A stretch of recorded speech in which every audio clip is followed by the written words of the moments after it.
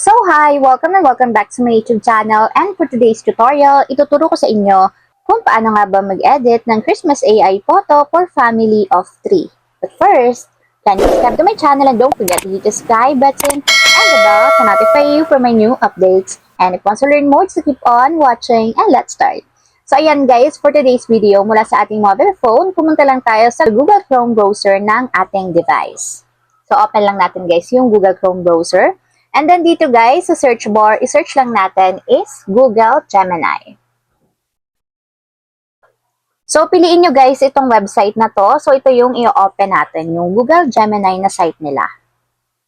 And ayan guys, pagka-open, ang first step natin dito sa Google Gemini website is magka-copy muna tayo ng prompt na gagamitin natin. So ika-copy ko lang to guys. So may nakasave akong prompt dito sa aking notes.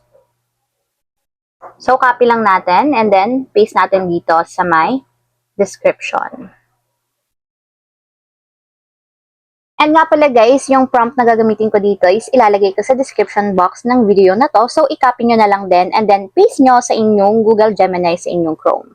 And then, ang next step guys, or ang second step is mag-a-add tayo or mag-a-upload tayo ng photo na gagamitin natin as face reference.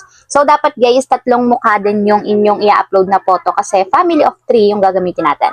So, add lang natin or tap lang natin yung add button. And then, upload file. So, pipili na tayo ng photo. So, pipiliin ko guys is yung may tatlong mukha. So, wait lang nating ma-upload. And ayan guys, after ma-upload ng photo, itap natin yung send button. And wait natin guys hanggang sa mag-generate yung image. So, intayin natin after ilang minutes or seconds.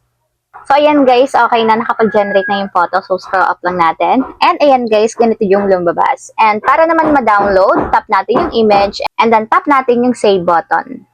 And automatic yan guys, madadownload na yan or masasave na yan sa ating files or sa ating mobile phone.